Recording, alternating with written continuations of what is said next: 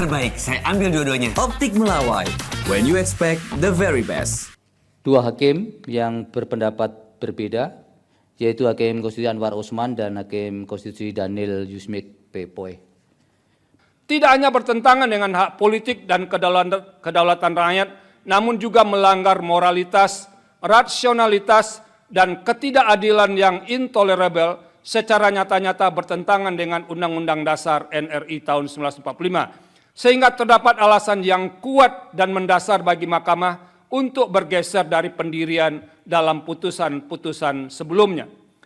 Pergeseran pendirian tersebut tidak hanya menyangkut besaran atau angka persentase ambang batas, tetapi yang jauh lebih mendasar adalah rejim ambang batas pengusulan pasangan calon presiden dan wakil presiden atau presidensial threshold, berapapun besarnya atau angka persentasenya adalah bertentangan dengan pasal 6A ayat 2 Undang-Undang Dasar NRI tahun 1945.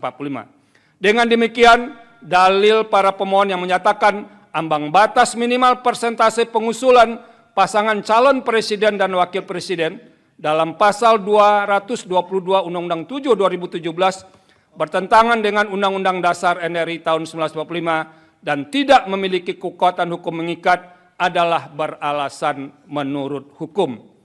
Menimbang bahwa sekalipun norma ambang batas minimal persentase pengusulan pasangan calon presiden dan wakil presiden dalam pasal 222 Undang-Undang 7 2017 telah dinyatakan bertentangan dengan Undang-Undang Dasar NRI tahun 1945 dan tidak memiliki kekuatan hukum mengikat. Sebagai negara yang memilih sistem presidensil, dalam praktek tumbuh dalam balutan model kepartaian majemuk atau multi-party system, tetap harus diperhitungkan potensi jumlah pasangan calon presiden dan wakil presiden sama dengan jumlah partai politik peserta pemilu. Dalam hal ini misalnya, jika partai politik peserta pemilu adalah 30, maka terbuka pula potensi terdapat 30 pasangan calon presiden dan wakil presiden yang diusulkan oleh partai politik peserta pemilu. Sekalipun dalam putusan aku, Mahkamah telah menegaskan dalam pertimbangan hukum di atas bahwa pengusulan pasangan calon presiden dan wakil presiden merupakan hak konstitusional semua partai politik yang telah dinyatakan sebagai peserta pemilu pada periode yang bersangkutan atau saat penyelenggaraan pemilu berlangsung.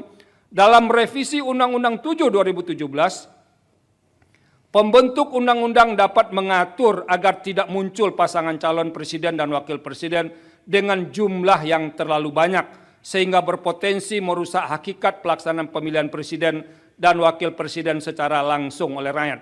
Sekalipun secara konstitusional terdapat ketentuan pasal 6 ayat 4 Undang-Undang Dasar NRI tahun 1945 yang pada pokoknya telah mengantisipasi kemungkinan terjadinya pemilu presiden dan wakil presiden putaran kedua, jumlah pasangan calon presiden dan wakil presiden yang terlalu banyak belum menjamin berdampak positif bagi perkembangan dan keberlangsungan proses dan praktek demokrasi presidensial Indonesia.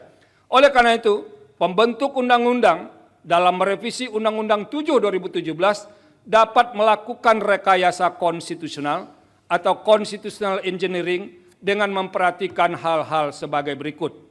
1. Semua partai politik peserta pemilu berhak mengusulkan pasangan calon presiden dan wakil presiden. 2.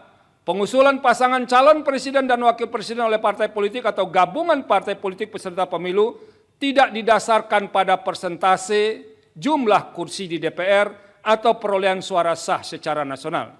3. Dalam mengusulkan pasangan calon presiden dan wakil presiden, partai politik peserta pemilu dapat bergabung sepanjang gabungan partai politik peserta pemilu tersebut tidak menyebabkan dominasi partai politik atau gabungan partai politik sehingga menyebabkan terbatasnya pasangan calon presiden dan wakil presiden serta terbatasnya pilihan pemilih. 4. Partai politik peserta pemilu yang tidak mengusulkan pasangan calon presiden dan wakil presiden dikenakan sanksi larangan mengikuti pemilu periode berikutnya.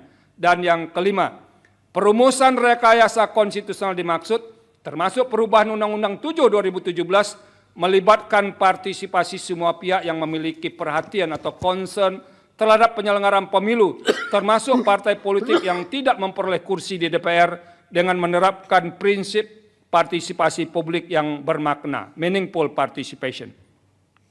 Menimbang bahwa berdasarkan seluruh rangkaian pertimbangan hukum di atas, telah ternyata ketentuan pasal 22 Undang-Undang 7 2017 tidak sejalan dengan prinsip persamaan kedudukan dalam hukum dan pemerintahan, hak memperjuangkan diri secara kolektif, serta kepastian hukum yang adil sesuai dengan pasal 27 ayat 1, pasal 22C ayat 2, pasal 28D ayat 1, pasal 28I ayat 2 Undang-Undang Dasar NRI tahun 1945 sebagaimana yang didalilkan oleh para pemohon.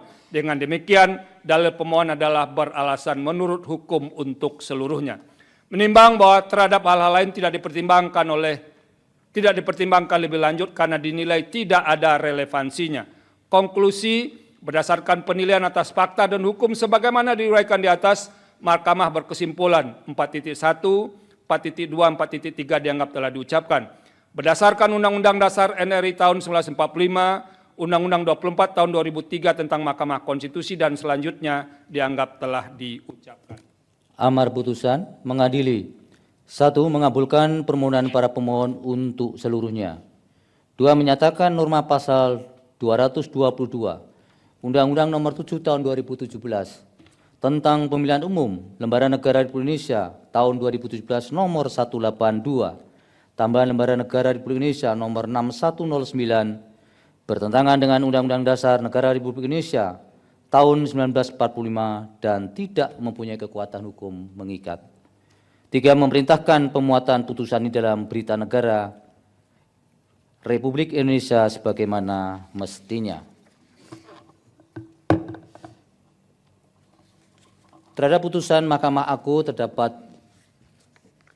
2 hakim yang berpendapat berbeda, yaitu Hakim Konstitusi Anwar Usman dan Hakim Konstitusi Daniel Yusmik Pepoe, bahwa dissenting dimaksud tidak dianggap diucapkan, namun pada pokoknya 2 hakim tersebut berpendapat bahwa para pemohon tidak memiliki kedudukan hukum atau legal standing, sehingga seharusnya Mahkamah tidak melanjutkan pemeriksaan pada pokok permohonan.